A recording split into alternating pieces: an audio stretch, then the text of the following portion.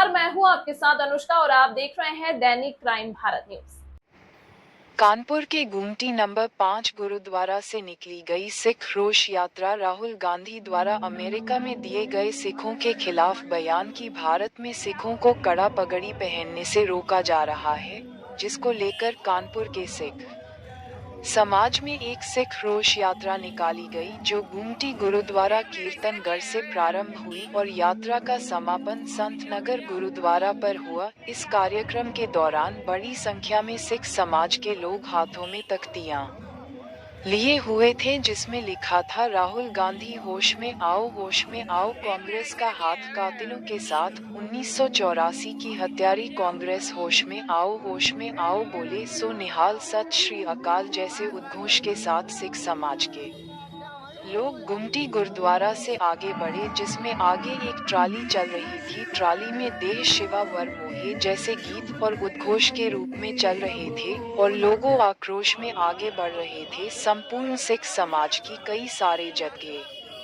बंदियां और गुरुद्वारों के प्रधान भी इस कार्यक्रम में शामिल हुए। कानपुर के पंजाबी अकादमी के निवर्तमान उपाध्यक्ष गुरुविंदर सिंह छाबड़ा जी ने उद्बोधन में कहा कि 2024 के मेरे खुद के चुनाव अभियान में मोदी जी का फोन मेरे पास आया और उन्होंने कहा कि मैं सबसे पहले गुरुद्वारे में माथा टेकने देखने के बाद ही आपके चुनाव अभियान का आरंभ करूंगा। तो जो व्यक्ति गुरुद्वारा के प्रति इतनी श्रद्धा रखता हो, उसके खिलाफ इस तरह के बयान देना समाज को तोड़ने वाला बयान है। और राहुल गांधी के बयान का समर्थन पूरी दुनिया में खालिस्तानी के नाम पर स्थिरता फैलाने वाला पन्नू, उसने भी राहुल गांधी के बयान का समर्थन किया। इसका संदेश साफ है कि राहुल गांधी विदेश में जाकर किसके कहने पर भारत को अस्थिर करने का काम कर रहे हैं। कार्यक्रम में समापन पर बोलते हुए सिख फाउंडेशन के अध्यक्ष सरदार अजीत सिंह छाबड़ा ने कहा कि आज राहुल गांधी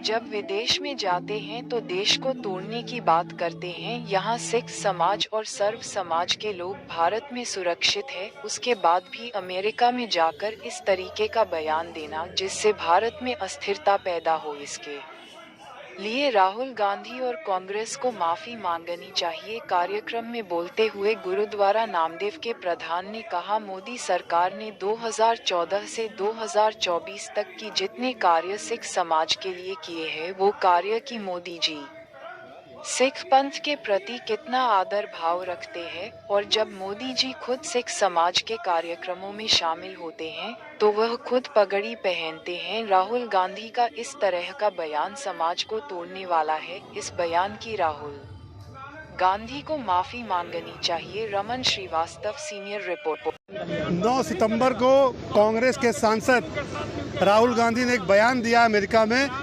कि भारत में सिखों को कड़ा पहनने से, पगड़ी पहनने से और उनके धार्मिक चिन्ह पहनने से रोका जा रहा है। तो मैं ये पूछना चाहता हूँ, यहाँ हजारों की संख्या में सिख हैं, किसी एक का भी ये बयान अगर आए कि उसको ऐसी चीज़ों से रोका जा रहा है, लेकिन उनको क्योंकि भारत में स्थिरता फैलानी है, उनके इसी अस्थिर बयानों के कारण आज देखिए कल भी रामपुर में ट्रेन के आगे कुछ ना कुछ रख के दुर्घटनाग्रस्त करने की कोशिश की गई। उसका कारण है जो ये अलगाववादी बयान जा रहे हैं, उससे देश के अंदर जो छुपे देशद्रोही लोग हैं उनका हौसला बुलंद हो रहा है।